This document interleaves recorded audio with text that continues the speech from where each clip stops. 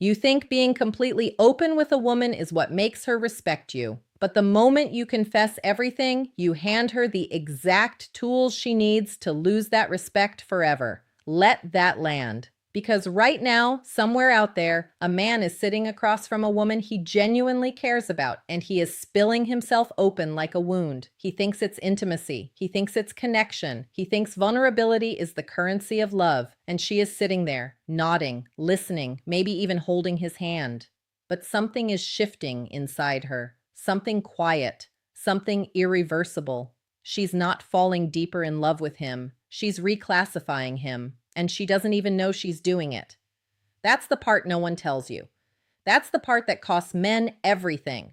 This channel exists to tell you what no one else has the spine to say. If this is your first time here, subscribe right now. Not for me, for you. Because these truths don't come looking for you. You have to choose them. And on the days when you're tempted to go backward, when you're tempted to be weak, in the wrong rooms, with the wrong people, at the wrong time, you're going to need a reminder. That's what this channel is, a reminder. So hit subscribe and stay close. Now let's get into this. Here's what it really means when people say a man should be open and vulnerable with a woman he's dating. It sounds like wisdom. It sounds like emotional maturity. It sounds like the advice every therapist, every relationship podcast, every well-meaning friend gives you. And it is partially true. Emotional availability matters. Depth matters. Being a real human being matters. But there is a critical difference between depth and disclosure. There is a canyon-wide difference between being emotionally present and emotionally exposed. And most men, especially the ones who were never taught how to carry themselves, collapse that distinction entirely.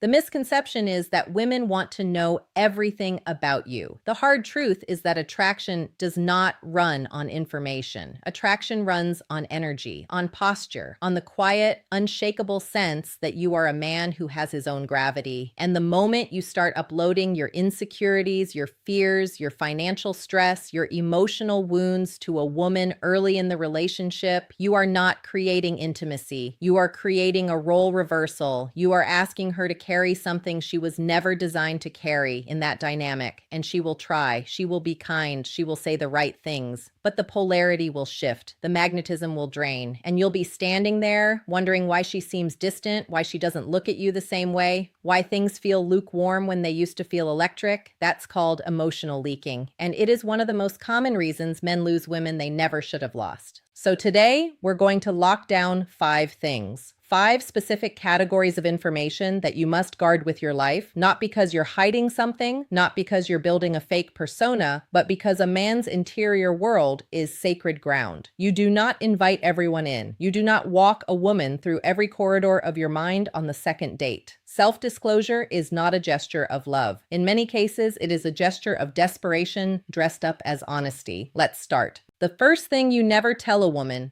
especially one you're pursuing or newly with, is the full depth of your financial struggle. Not your income, not your ambition, not your general situation. The granular, aching weight of your financial pressure.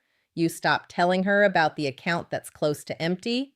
You stop telling her how stressed you are about rent, about debt, about that deal that fell through, about how close you came to not being able to cover last month. You stop treating her like a business partner, reviewing your quarterly losses. Here is why this matters. Women are biologically and psychologically wired to assess safety. That is not a criticism. That is a feature. When you sit down and narrate your financial anxiety in full detail, you are sending a signal, not the signal you think you're sending, which is, I trust you, I'm honest with you. The signal she receives at a level she may not even be conscious of is, I am not safe ground. And safety is the foundation of feminine attraction. The moment she stops feeling safe around you, something inside her starts pulling back. Not because she's shallow, because she's human. The hard truth is this. Your financial challenges are yours to solve, not hers to process. You can mention generally that you're building. You can say you're in a growth phase. You can say you've got a lot in motion. But the detailed inventory of your financial fear,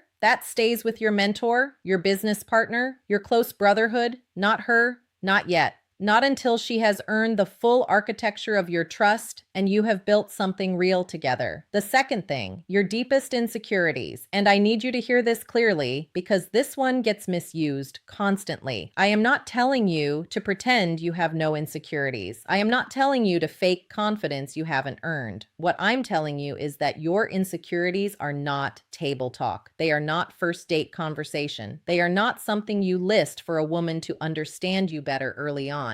There is a version of a man who sits across from a woman he's attracted to and says, I just feel like I'm never good enough. I always feel like people leave me. I have this deep fear that I'm not actually worthy of love. And he says this, thinking he's being brave. He's been told that vulnerability is strength. But what he has actually done is handed her a map of every pressure point in his psyche. And people use maps, not always consciously, not always maliciously, but they use them. That's called self-sabotage, wearing the mask of openness. Your insecurities are for your journal, your therapist, your coach, your most trusted inner circle. You work on them, you confront them, you dismantle them in private. And as you do that work, as you become a man who has genuinely wrestled with his own darkness and come out more solid, more grounded, more intentional, that transformation speaks louder than any confession ever could. She doesn't need to hear your wounds. She needs to feel your strength. And the strength is not the absence of pain. The strength is what you did with the pain when no one was watching. Third, your plans and ambitions before they are real. This one is brutal, and I need you to understand why. When you are building something, when you are in the early stages of a vision, when you have a dream that is still soft and fragile and has not yet been tested by execution and failure and revision, that dream is sacred. Protect it. Not because she will steal it, not because she will mock it, but because speaking a vision before it exists in physical reality dilutes the internal energy that drives it. And because a woman cannot respect something she witnessed, fail, she can respect a man who showed up one day having already built what he said he was going to build. That's a different experience entirely. There is a phenomenon that happens in relationships where a man shares his big dream, the woman gets excited, she buys in emotionally, and then the dream stalls or changes or takes longer than expected. And now the relationship has this unspoken weight. She starts to wonder, he starts to feel watched. Pressure enters the space. The relationship becomes a pressure cooker instead of a sanctuary. All of that could have been avoided by letting the work speak first. Tell her your values. Tell her your work ethic. Let her see your discipline in real time. But keep the specifics of the dream close to your chest until you have something to show. Mystery is not manipulation. Mystery is the natural byproduct of a man who is so focused on building that he doesn't need external validation to stay motivated. Fourth, your romantic history in excessive detail, how many women you've been with, the relationship that broke you, the one you still think about sometimes at 2 a.m, the way your ex used to make you feel. This information serves no constructive purpose in a healthy new relationship. None. Zero. And yet men hand it over constantly, thinking that shared history creates closeness. It creates comparison. It creates insecurity. It creates ammunition. Because here is the thing about the human mind. When someone tells you something, you cannot unknow it. She cannot unimagine the ex you described. She cannot unhear the story of how you fell apart after that breakup. She will carry those images somewhere in the back of her mind, and they will color how she sees you, even when she doesn't want them to. Not because she's trying to be unfair, because that's how human cognition works. Your past made you who you are. It is not a secret you carry with shame, but it is also not a story you narrate on demand. A simple, clean, confident answer works perfectly. I've dated, I've learned, I know what I'm looking for. That sentence contains everything she actually needs to know. Everything beyond that is an overshare that weakens the frame. Fifth, how much you like her too early. And this is the one that is going to sting the most because it feels like honesty. It feels like integrity. You meet someone incredible and everything in you wants to say, I have never felt this way this fast. You are different. I've been thinking about you constantly. I just want you to know where I stand. And it feels brave to say it. It feels vulnerable and real and open. But what it actually does is transfer all the power. It removes the mystery that keeps attraction alive. It puts her in the position of judge and you in the position of supplicant. And no matter how much a woman says she wants a man who expresses his feelings, what she actually responds to is a man who makes her feel the feelings first before they are named. Naming them too early freezes them. It's like opening the oven door before the bread has risen. Everything collapses. You admire her, of course you do, but you let the investment develop in balance. You let her wonder, not because you're playing games, but because a man who is genuinely high value, who has his own life, his own purpose, his own gravity, does not fall apart over a woman he has known for 3 weeks. He appreciates her. He pursues her intentionally and with consistency, but he is not consumed by her. That composure, that steadiness, that quiet confidence that he can enjoy this without needing it to survive, that is what makes her want to close the distance. Now let me show you who this man actually is. The man who understands all of this. Not the closed-off man, not the emotionally unavailable man who uses stoicism as armor because he's actually terrified. No, I'm talking about the man who is fully alive, fully present, fully aware of his own depth, and deliberately selective about where he invests that depth. This man wakes up with purpose before he picks up his phone. He has work that matters to him, work that would go on even if there were no woman watching. He has standards, and they are not performative. They are not about being cold or distant or playing a character. They are about genuinely knowing what he will and will not tolerate because he respects his own time and his own peace. When a woman enters his life, she enters a life that is already full, already moving, already meaningful. She adds to it. She doesn't complete it. This man does not make her his therapist. He does not make her his mother. He does not make her his best friend in the first month. He gives her the gift of pursuit, of tension, of the slow, magnetic unfolding of who he really is. He lets her earn the deeper parts of him just as he earns the deeper parts of her. He is not withholding out of fear. He is protecting out of self-respect.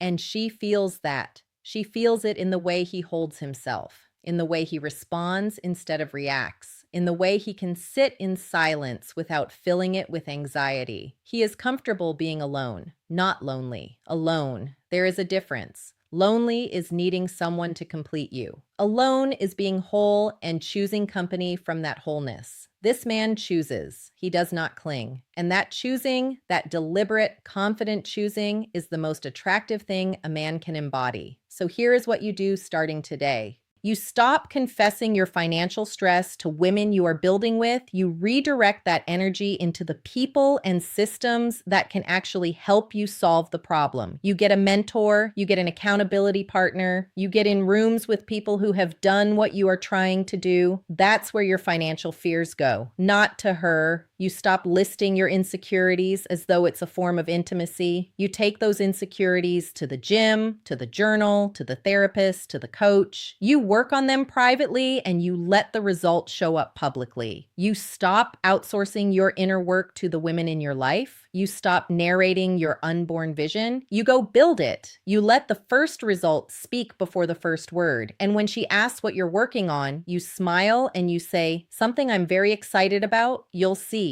Then you go back to building. You stop rewinding your romantic past in detail. A clean, confident summary is all anyone needs. What she needs to see is that your past doesn't own you, that you've integrated your experiences and you've moved forward. Show her that with your behavior, not your biography, and you stop declaring your feelings before the relationship has earned them. You show her with consistency, with quality time, with attention, with your presence. You let the feelings build inside the space of the relationship rather than announcing them before the foundation is set. None of this is about being cold. None of this is about withholding love. It is about understanding that a man's interior is a world worth protecting, that not everyone gets access to the full version of you immediately, that selectivity is not weakness, that measured self-disclosure is not dishonesty. It is self-respect in action. You are not broken.